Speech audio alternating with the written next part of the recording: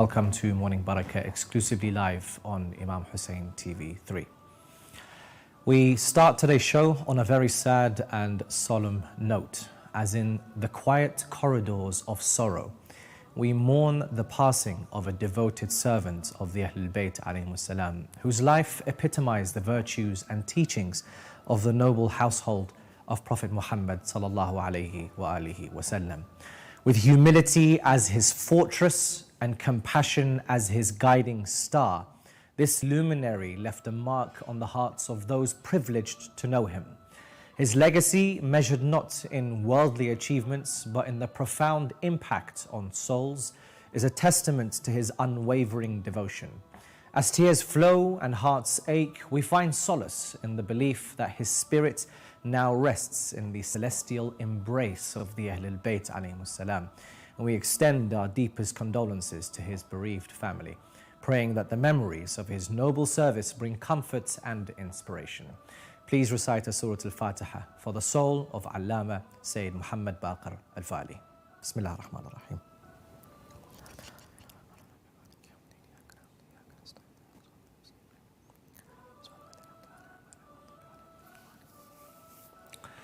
Here's what's coming up on today's show. We start, as always, with the barakah and blessings of the dua of Monday as recited to us by Imam As-Sajjad alayhi salam. And joining us in the early hours, all the way from Virginia, United States, is Sheikh Mustafa Akhund, resident alim, director and counsellor, as we discuss the evolving role of imams or resident alims at our local mosques. And on this day returns with a special mention of the passing of one of the greatest scholars of our time. Find out more later in the show. So this is your lineup for today, Monday, the 11th of December, 26th of Jamadi al-Awwal. We start with dua from Karbala. We then talk about the role of imams with Sheikh Mustafa and end with On This Day, and that's what's on today's show. Hi there and welcome back. It is reported in Bihar al-Anwar that the Holy Prophet Muhammad sallallahu alayhi wa sallam said, "There are two groups of my ummah that when they are pious, my ummah will be upright, and when they are immoral, my ummah will be corrupt." The Messenger of Allah sallallahu alayhi wa sallam was asked, who were they? And he answered, the religious scholars and rulers. In another narration, also in Bihar al-Anwar, Imam Amir al-Mu'mineen Ali ibn Abi Talib said, the reward of a religious scholar is greater than the reward of a person who is fasting on days and establishes prayer during the night and fights in the holy war for the sake of Allah subhanahu wa ta'ala. And when a religious scholar dies, there will appear a gap in Islam which cannot be compensated except by a replacement of that kind. These are the words of our holy infallible imams describing the great position our current scholars have, their responsibility, their value to our global community, and the reverence and respect we should pay towards their holy work. It is befitting that Imam Ali alayhi salam should say that when a religious scholar dies, a gap in our ummah appears and can only be replaced when like-minded scholars emerge and take up that mantle, that beacon of responsibility. In light of the passing of our dear scholar and eulogy reciter of the Ahlul Bayt, Sayyid Muhammad Baqir Al-Fali, we dedicate the dua of Monday in his honor. So we'll see you inshallah after the dua. اللهم صل على محمد وآل محمد بسم الله الرحمن الرحيم الحمد لله الذي لم يشهد أحدا حين فطر السماوات والأرض ولا اتخذ معينا حين برأ السماوات لم يشارك في الإلهية ولم يظاهر في الوحدانية كالتي الألسن عن غاية صفتي، وانحسرت العقول عن كنه معرفتي، وتواضعت الجبابرة لهيبتي، وعنت الوجوه لخشيتي، وانقاد كل عظيم لعظمتي، فلك الحمد متواترا متسقا، ومتواليا مستوسقا، وصلواته على رسوله أبدا، وسلامه دائما سرمدا. اللهم اجعل أول يومي هذا صلاحا، وأوسطه فلاحا، وآخره نجاحا، وأعوذ بك من يوم أوله فزاع، وأوسطه جزاع، وآخره وجاع.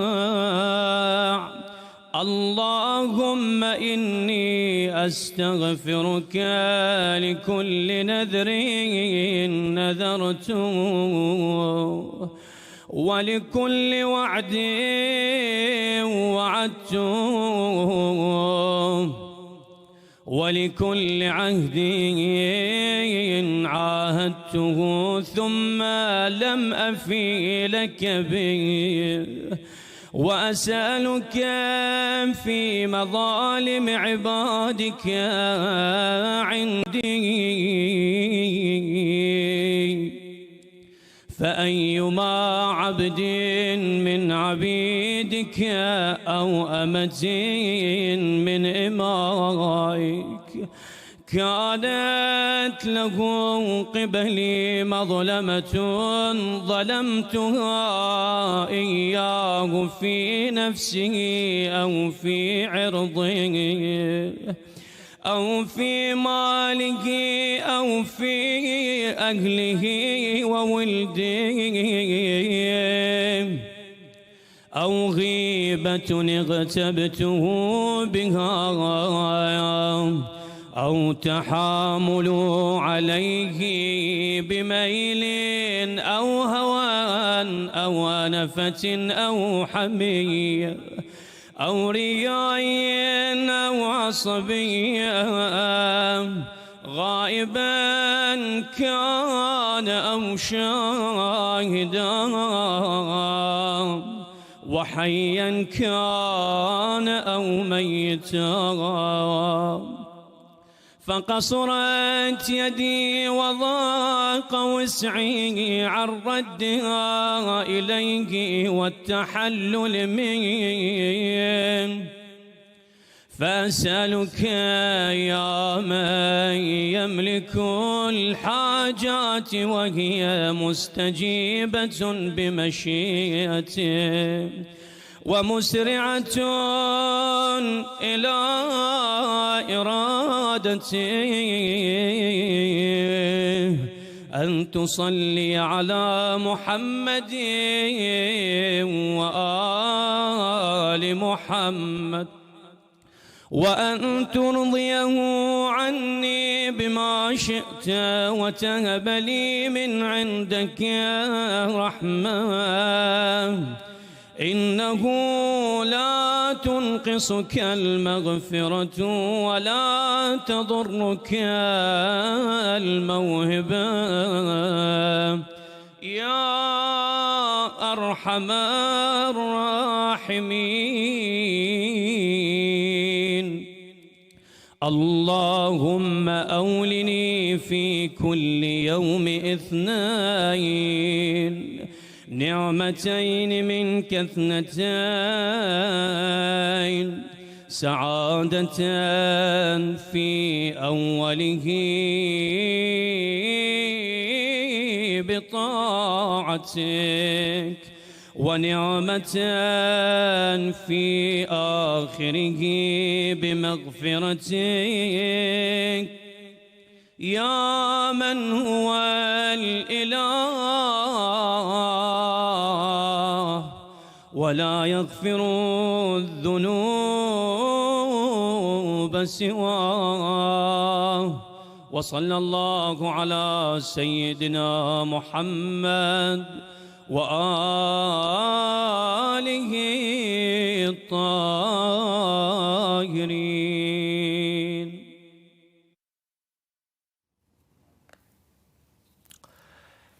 Welcome back, dear viewers, to Morning Baraka. Now, in the ever-evolving landscape of the modern world, Imams and resident alims grapple with unique challenges that extend beyond traditional spiritual duties. Now, the demands on their time and energy are immense as they navigate the complexities of a very diverse and interconnected society.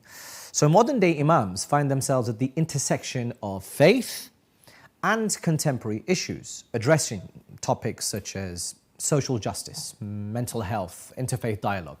So striking a balance between preserving the rich cultural heritage of their communities and adapting to the evolving needs of a dynamic society requires a delicate touch. Moreover, they often face the daunting task of dispelling misconceptions about Islam and creating a greater understanding of the religion. Now, joining me from Virginia is resident alim of Imam Ali Mosque, director and counsellor Sheikh Mustafa Akhund, who tirelessly works to bridge the gap between tradition and the challenges of our time. Sheikhna, assalamu alaikum.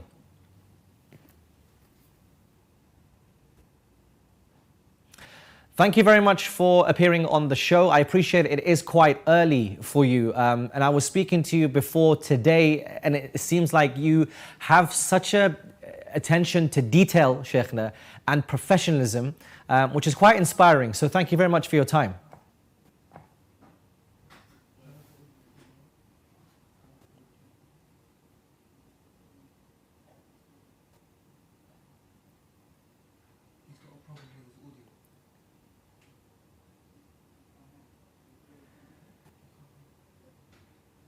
Sheikhna, I'm sorry, there might be a technical issue because I can't hear your sound, your voice.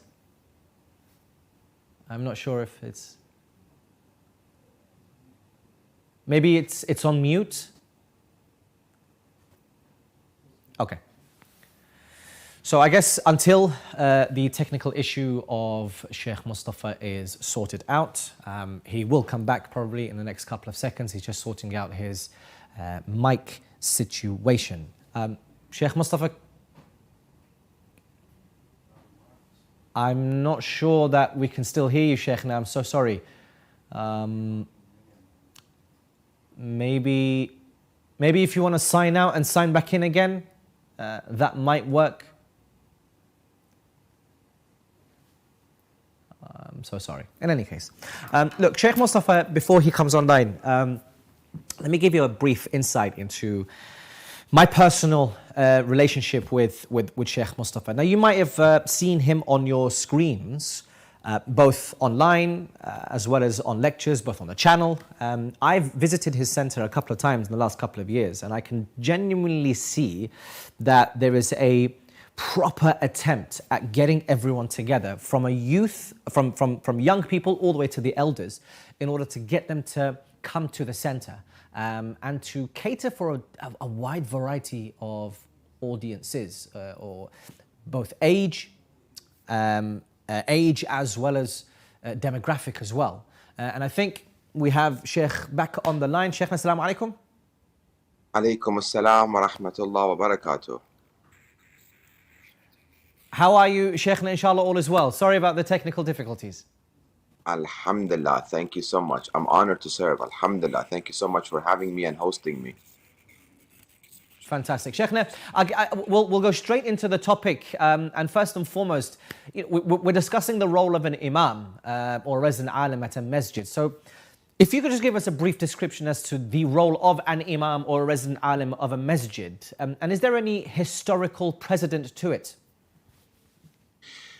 Well, as far as a religious leader, as a alim, a resident alim of Islamic Center, well, it depends on the structure that the founders of that Islamic Center have established. And it is very important the establishment to be correct and uh, the needs of the community to be met by the effort of the alim.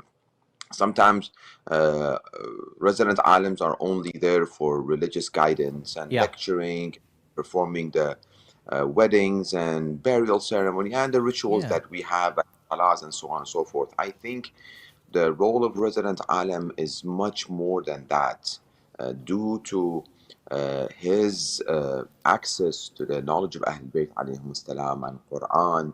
He can be much more influential, and he can provide more services than only prayers and lectures and yeah, these rituals that we have, which I think sometimes due to the infrastructure of and establishment of the centers, sometimes their effort is undermined and is not appreciated. So it is very important for a scholar to be able to influence, especially the young and the children. I think from now on, every center should be thinking and focusing solely and only on the youth. yeah, The adults, inshallah, will come and they will participate and they will be part of the community, but the youth.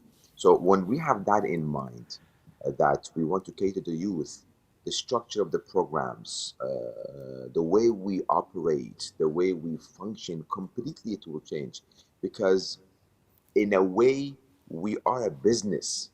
I mean, it's truly that we don't have money, we're not selling anything. We need more customers. We need to think, how can we deliver the message of Ahlul Bayt alayhim salam in the best possible?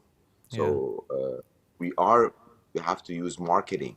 How can I deliver the message of Ahlul Bayt alayhim salam in a way that is attracting for the youth, that they Yeah. can appreciate the teachings of Ahlul Bayt? So, Sheikhna, that's a very modern look at the role of an imam. What's the historical context behind this specific role?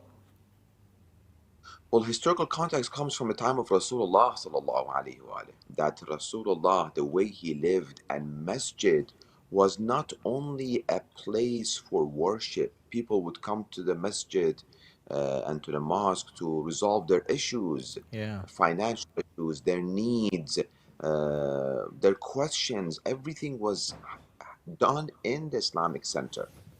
Imam Ali alayhi salam, the same thing, like the time of Rasulullah and Amir al-Mu'mineen, people would come to I mean, to Masjid al-Nabi or to a mosque for needs to be granted. People have all sort of needs that the mosque and especially the imam as a leader should be able to provide. yeah, absolutely. So, how important, Sheikhna, is knowing the latest trends, knowing the lingo, knowing what really makes the youth tick? Because typically when you see an imam, there's always a disconnect between the youth and the imam himself, maybe because the presence of a turban or a specific costume or the clothing of an imam. So how important is really understanding what issues youth face in this day and age with your role as an imam? Well, the important is that if you do not connect with the youth at their level, you won't be able to attract them to our mosques. I Yeah, mean, every mosque that I've been, they always have concern that how can we bring the youth in? How can we attract them? How can we involve them? as a religious leader, I think that's one of the most important role a religious leader and a sheikh or imam Yeah. can play. It's to connect with them, and that can be from. So first, I have to have that vision. I have to have that mindset that I want to connect with the youth. I want to bring them here. Alhamdulillah, we're blessed at Imam Ali Center in Virginia that we have every Friday we have a Friday night we have Q&A. We have more than 100 of the youth coming, and it takes MashaAllah. small little things. For example, when they come and they shake hand, you just don't shake hand normal. You just dab them. Oh, there is something very, very big for them. It's nothing. I mean, it's just normal. I mean, but or sitting with them eating hamburger. I remember one of the time I was sitting and I was eating hamburger with them at the table, like, oh, we never sat with the sheikh and eat hamburger, or listening to their slang or to their slango or whatever they're just saying to one another here Yeah. and there. Just drop it, one of them, they will be like, oh my god, sheikh is saying whatever we saying. Basically, they Okay. feel connected. You should be able to befriend them, and But befriending needs to be for you to be at their same at the level that they are. yeah, doesn't that in a way compromise the traditional persona of an imam if he's speaking in a certain lingo or eating with them in a certain way? Well, in order for us to get the youth involved, we have to let go of that persona. We have to Absolutely. be able. I mean, I have a lot of the youth, alhamdulillah, this is all blessing of Allah subhanahu wa ta'ala and Ahlul Bayt alayhi salam. They sometimes they stand and they put their hand like this on my shoulder while they're standing next Oh to my me and we're God. standing within a circle. And sometimes the adult come and they tell them, okay, how dare you like just put like this your hand? You know, when they stand friends Yeah, next yeah. to one another, they are completely different. So I told, no, no, it's okay. I really want to be part of them. I want to be one of them. When we see a hadith about Rasulullah Muhammad sallallahu alayhi Allahumma wa salli alayhi, ala Muhammad. narrators tell us that kana wahidan minna or ahadan minna. He was one of us. Like when they would sit with Rasulullah sallallahu alayhi wa alayhi, they will sit in a circle that when a person would walk in, they won't be able to identify which one was Rasulullah. And they will say, okay, which one of you is Muhammad? Well, so that gives us an indication and that teaches us that, okay, you have to be one of them. Well, in that case, you have to know that you know your era, know your time, know the people that you are trying to influence, and be one of them. On the contrary, they will have more respect for you. They really want to, like when I wear my saya or my uniform or my attire, sometimes they come and say, "How many pockets do you have? Like, what is like?" They want to see, they want to feel. They're like, "Okay, how's Sheikh life goes?" Yeah. And then, okay, you have to connect with them. Yeah, absolutely. So you mentioned, Sheikhna, in one of our conversations earlier that, imams should lead the community to change. How do you personally go about achieving this? Well, first, we have to believe that change is required within our Islamic centers. Everybody knows that we need to provide our information and our deen for the youth. That is the Yeah, focus. It should be. Then we should be willing to change. That willingness sometimes is harder for the older founders of the community, which we really, really appreciate them. And they went through a lot for every Islamic center in the West to come into existence. It wasn't easy, I know, and I really appreciate it. So I think the change should be number one, for the leadership of the center to be handed and the management and directing of the center should be handed to the youth 19, 20, 21, 23, 24, and someone to supervise them to make sure if they need anything for them to provide, rather than having the adults and the olders like 40 plus, 50 plus, 60, and some places 70 plus for them to manage and direct the daily to day activities, and you have a youth committee there doing some program.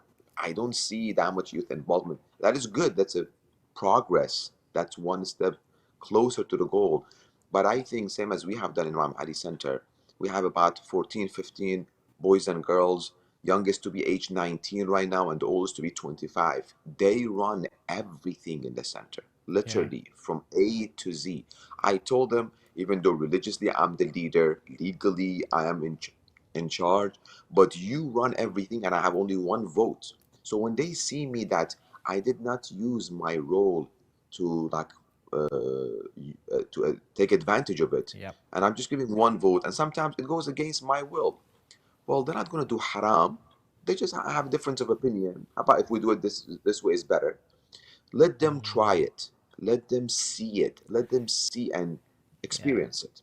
I guess what's the worst that can happen, really? I mean, if Nothing. they're organizing a program or if they're trying to, bring together the youth and they want to make their own decisions, genuinely, what's the worst that could happen, Sheikhna? We're going to take a very, very small break. Sorry to cut you there, Sheikh. After the break, I really want to know about the specific ins and outs of the day-to-day running of the mosque. And then also we'll ask you a couple of questions around how you maintain the heritage of an imam, but also be able to become a bit more social. So that's one to look out for after the break, inshallah, with Sheikh Mustafa Akhoon. We'll see you in a couple of minutes. Jiddu, I need to tell you a secret. I had an exam today and I cheated on the exam, and to be honest, I feel like it's eating me up inside as if it's haram. Your father used to do the exact something and would always get in trouble. But you have done it now and cannot go back. I don't know if it is haram. Khair inshallah. Thanks, Jiddu. Jiddu, I wanted to ask if it's halal to buy lottery tickets. They're so cheap and we could make a lot of money. I don't know if it is halal or haram, but never think about something like that again. Okay, I was just asking. Jiddu, تعبتني. What do you want now? I just wanted to ask if the sweet has beef gelatin is halal or haram? You're supposed to check it before buying it, not after. I don't know if this is halal or haram. Okay. What now? I am trying to relax. Why do you keep asking me? تعال هنا الخاطر الله. Just go watch Ahkam SOS. Any question you have, they can answer you. You can call them, message them, anything. Ask as much as you like. They can answer any question from any marja, okay?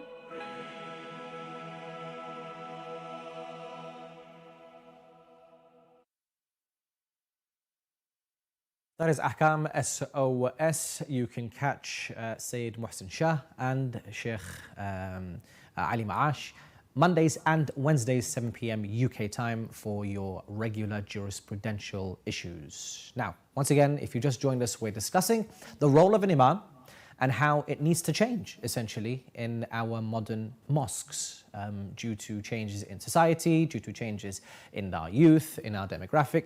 And so we're discussing this with His Eminence, Sheikh Mustafa Akhoon, who joins us all the way from Virginia in the United States in the early hours of, I would say, 6 a.m. Sheikhna, thank you very much once again for being on the show. Thank you so much for having me and hosting me. I'm honored to serve. Thank you. Sheikhna, in a rapidly changing world, it's changing every month, it's changing every year, and we have to always kind of keep up with the latest trends. Now, how does the Imam reconcile traditional Islamic teachings with contemporary societal issues? Because you need to ensure that the teachings are relevant, but you don't want to compromise on the core principles of Islam. Well, the teachings of Quran and Ahlul Bayt alayhim salam, they're always relevant. They're always up to date and they won't get old. That's the beauty of the teachings of Quran and Ahlul Bayt alayhim salam. Okay. But what it requires us is for us to be up to date with, as you mentioned, the latest trend. So to spend some time on social media, on seeing what's happening on Instagram, what's happening on Telegram, TikTok, and all of these latest social media app, for us to be up to date and hear the youth. When we get a lot of youth involved in the center, slowly, and we build relationship, when we sit around them, we should have our eyes and ears open to hear them. What are they talking about? What are their concerns? One of the programs that we established in our center, Imam Ali's center, is Friday night Q&A. It's really open-ended Q&A, and I keep encouraging them. I remember starting this almost 11 years ago. People were shy to ask questions. Maybe we can, maybe we cannot.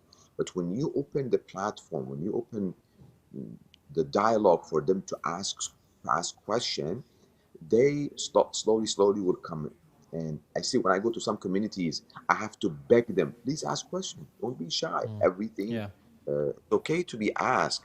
So when you give them that opportunity, they start asking questions rather than always they coming to the center, sheikh talking, they coming to the center, somebody's giving lecture.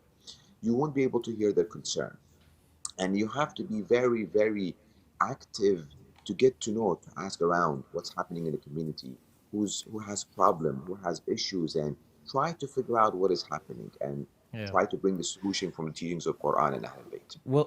We'll pause on the social media part because I want to ask you a question about some of the activities that you're doing on social media later on. But really, in terms of some ethical dilemmas that you might face or imams in mosques might face, especially in the course of your duties, can you provide some examples of some ethical dilemmas that are day-to-day real-life examples and how we should approach making decisions on such topics? Well, one of the dilemmas I have is the gap between the parents and the kids and the youth in Yeah. our community, and how to have them at the same time respect. Sometimes parents really don't make sense in what they say. Sometimes, I mean, I know they have concern and they're trying to see the best for their children, but what they are suggesting is completely against the teachings of Islam. So trying to come up to the youth and educating that at the same time that you really have to respect your parents. And that is the utmost important task you have in your life. But at the same time, well, whatever they're saying is not right. And you should not act upon it, or you should pursue what you're trying to do because that is Islamic. And talking with the parents with the respect, because a lot of the parents are older than you, alhamdulillah, still a Yeah. little bit young. I mean, youthhood left me a little bit. It's in the end of it. But a lot of these parents are much older than me. So I have to really think how I can talk with them and convince them that the time and the era that we are living is different. We have Yeah. to see something different in this time. Shaykhna, has any one of the parents had any issues with your approach or any of the elders? They have, yes. I mean, I do focus a lot on marriage and early marriage within the communities because unfortunately, uh, age of marriage has gone really high, and I'm trying to bring Yeah. it very as much low as possible, which is logical, rational, and religious, and I can see fit. So within many of my lectures, I do emphasize on marriage, and sometimes parents went to my wife and they told them, well, as soon as she talks about marriage, we take our girls and we leave, and we Oh, don't want our girls to be open to this. And their girls like I know 20, 21, 22. So I was thinking, okay, when do you want them to get married in that case? So we do have that dilemma sometimes, yeah. all right. So, Shaykhna, specifically now on a day-to-day basis and how your mosque is run, I've personally, been aware, and I've had the honor of seeing how it's run, and I've seen the excitement, Shaykhna, on their faces. And I remember this in Eid al-Ghadir this year, and I remember the excitement on their faces because they had just finished the celebration, and they had brought out the backdrop for the Muharram Majlis, and I couldn't see an adult in sight. It was all, as you're mentioning, 19, 20, 21-year-olds who were so excited for this program, and they knew they were going to pull off an amazing 10 nights with, I think it was yourself and Muhammad Fahim Akbar. So talk to us about the different roles that the mosque has, because I remember seeing the cook who was quite old, but then his assistant who was very young and different language. Do you know what I mean? So how does it work?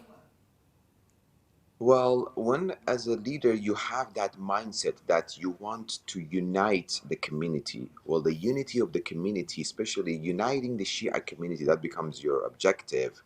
Well, uniting means you have to be able to unite the old and young. You need to be able to unite the different background, different nationalities. We have Afghani, Iraqi, Pakistani, Irani, Khoja, Lebanese, Jordanian. You have all of this, so you have to be able to unite them. So, and how do we unite them? By giving them roles, by letting them do things together, by letting them experience different tasks and different roles within the center, they will get to know one another. They will appreciate one another's efforts. Like as you mentioned, our cook, he's very expert, old Afghan brother. May Allah give him long life. And then we have his assistants and his aide that right now, mashallah, after 1 year, he's really cooking. He's, mashallah, he's pulling off a good big program. Because me and the cook, we were together in Arba'in in Karbala. This young chef who is Iraqi, who's almost 21 years old, he was able to cook for Shahad Imam Hussein alayhi salam, Arba'in program, and Shahad of Rasulullah by himself. And the cook, when he heard it, when he was with me in Karbala, he was in tears. Like, alhamdulillah, I was able to teach him and to pass this responsibility. Yeah. So, okay, moving slightly on, I think on a last note, I think this really epitomizes and brings to life what you've been saying in terms of really connecting with the youth and connecting with our current age. And I've seen recently that you've started to upload some short educational reels on social media, specifically relating to hadiths and narrations of the Imam. So how does the Imam, as in yourself, your role, leverage digital platforms and social media for community outreach while, again, maintaining the sanctity of traditional mosque practices? Well, we have a hadith that the Prophet mentioned that we have been commanded to talk to people to the level of their intellect and to the level of their understanding. Yeah. When I read this hadith, I understand, okay, my understanding is the level of understanding and intellect and the attention span of our youth has unfortunately reduced to very, very low, not more than a minute. And I saw that within our own community, these small little talks here, there, one hadith here, one story there, how it influenced our youth. Then I thought, okay, well, why don't I use the social media platform and disseminate the teachings of Ahlul Bayt alayhim salam and spread it all around the world. And it's been a quiet amazement for myself, and I'm really honored with that. And I'm really apologizing to the Imams of Ahlul Bayt and the teachings of Quran that I didn't start it sooner. That the community really accepted this, and I mean, I'm really seeing that there is a big place and area we can have our endeavors. Social media, like, people are really in need. People are keep following up, keep adding, and keep subscribing, and people really want to know about the religion. But we have to see where they are and we go to them rather than having people to come to us. Again, that's a hadith of Rasulullah, that Rasulullah was like a doctor going around and curing people. So we have to go around. How do we go around today? Well, we go with social media. Absolutely. Sheikhna, look, I'd love to continue our discussion. We probably will have this discussion off air, and I hope our paths meet and cross as ever, as we always do. So it's a lovely to have you on the show. So thank you very much for actually waking up early to be on the show. Thank you so much for hosting me. I really appreciate it. Thank you. May Allah bless you. It's a very good program. I wish the timing also would work for our community in America. Probably most of our community members in America, they're sleeping right now. Thank you, Imam Hussein TV and all the staff behind the scene. My sincere salam to all of them, from the oldest to the youngest, inshallah. Thank you. Thank you very much, Sheikhna. So that was resident alim of Imam Ali Mosque in Virginia, counselor and director, Sheikh Mustafa Akhoon. Thank you very much for your time. Now, coming up on today's show. Up next, we pay tribute to the passing away of our esteemed Shia scholars. See you soon. Are you in court for raping English girls? You're here defending the paedophile. I'm here defending your dad. Women are here defending the paedophile. You're here defending. We don't need a TV channel because we've got mosques. We have Islamic centres that are always open. We have schools teaching Islam. Hijab is part of a school uniform. Islam has come and it's established here in the West. And everyone's happy. They love us, our food, our fashion, our culture. The media is always on our side. We've got plenty of English speakers, plenty of English books, and plenty of places to go and learn in the English language. Let's be real. Let's get active. Be more involved. www.imamhusseinfree.tv.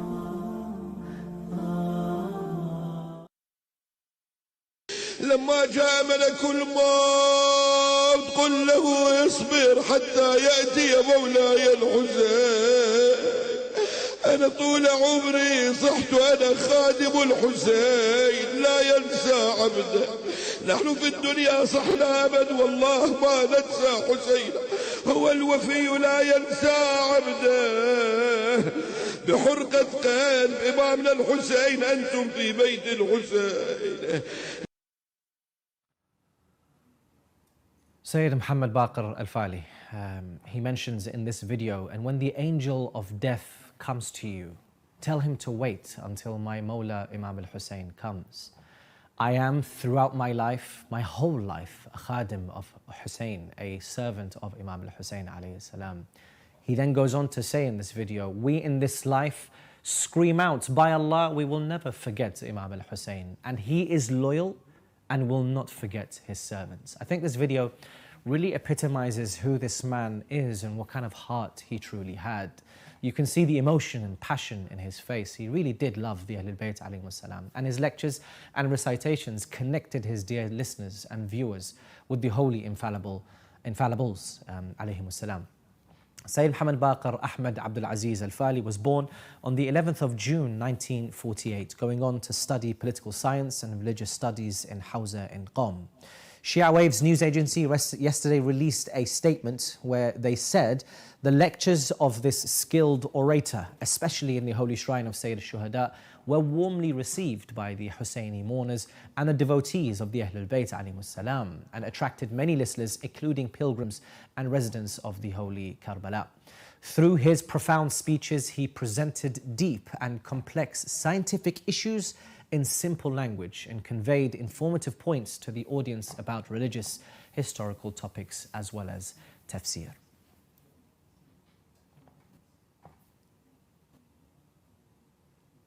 From the passing away of one scholar of the Ahlul Bayt alayhimus salam to another, because on this day, on the 26th of Jamadi Awwal in 2008, saw the passing away and what some would report the killing of Ayatollah Sayyid Muhammad Rida Husseini Shirazi. Son of the late Ayatollah Sayyid Muhammad Shirazi, started his religious studies at a very young age and quickly became recognized and revered as the upcoming greatest scholar to grace this world.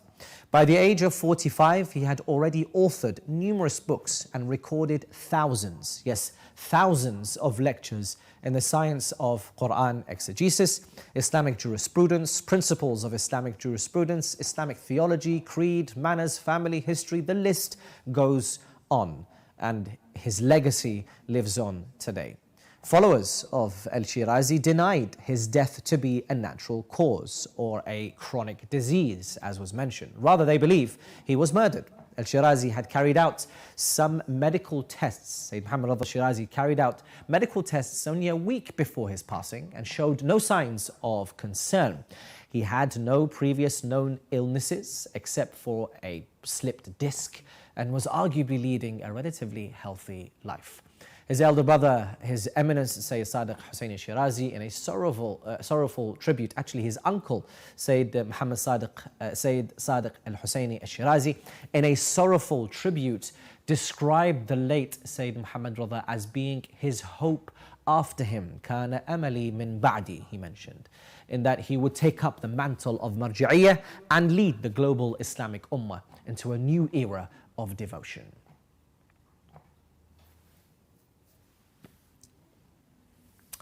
And on that note, I want to once again send my heartfelt condolences to the Al-Shirazi family on the passing or the killing of Sayyid Muhammad Rida Shirazi, which occurred in 2008, but also to the family of Al-Fali because of the passing away of His Eminence Sayyid Muhammad Baqir Al-Fali. From a personal perspective, I remember at a young age, my mother would always tell me, when you're listening to Sayyid Muhammad Baqir Al-Fali, try and put his a'mal, the a'mal that we do during Ramadan, the Qadr nights, because the way he would describe each member of the Ahlul Bayt, starting from the Prophet all the way to Imam al-Mahdi ajallahu ta'ala farajahu al-sharif, really did connect you at a time where you needed to be connected. And so his memory does live on, his legacy does live on. I remember fondly when I was young that I would listen to Sayyid Muhammad Baqir Fadhil. Unfortunately, I haven't had the honor of being present in one of his majlis or his majalis, but from what I hear from my mother, my father, the people around me, that he was truly someone that you wanted to meet. So I ask Allah subhanahu wa ta'ala to raise him amongst the Ahlul Bayt alayhi salam, and specifically to raise him amongst the vicinity of Imam Hussein alayhi salam, because you saw from the video the amount of love and devotion and passion that he had for Imam Hussein alayhi salam, reciting about Imam Hussein, eulogies and eulogizing Imam Hussein alayhi salam, specifically the martyrdom and during Muharram, is something that is inspiring for each and every single one of us. And on that note, I end today by reciting a Surah Al-Fatiha for the soul of Sayyid Muhammad Baqir Fadhil and all those who have passed away in the way of religion, specifically as well Sayyid Muhammad Rada Shirazi and all of your marhumeen. We recite a Surah Al-Fatiha, but before it we ask Allah subhanahu wa ta'ala to make the beginning of this day of mine righteousness, its middle prosperity and its end success. We end with Surah Al-Fatiha, before it the loudest of salawat ala Muhammadin wa ali Muhammad. Allahumma salli ala Muhammad.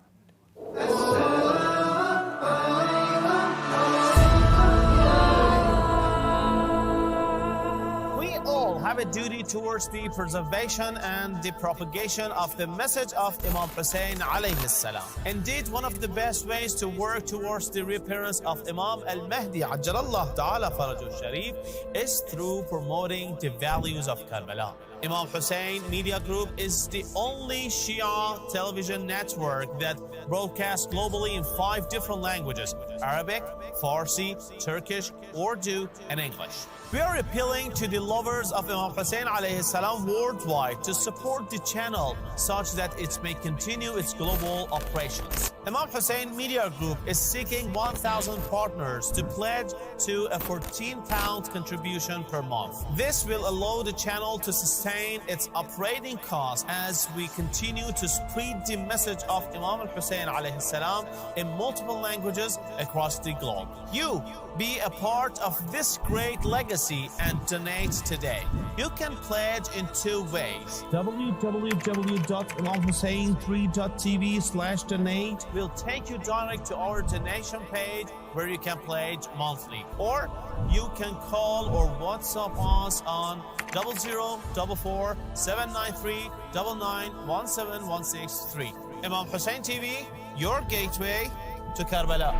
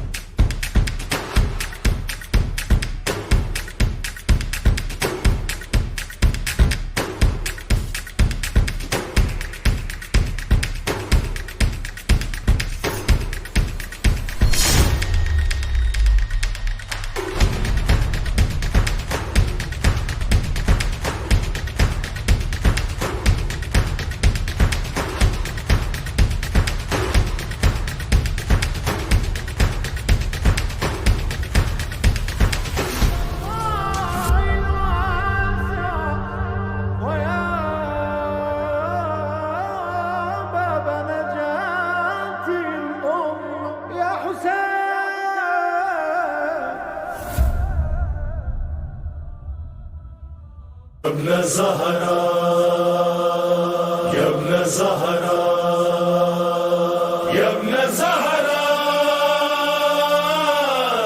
يا ابن زهراء يا ابن زهراء يا ابن زهراء اللهم عجل لوليك الفرج के ज़हरा ये पुकारी अल्लाह जलिया मेहदी रो के ज़हरा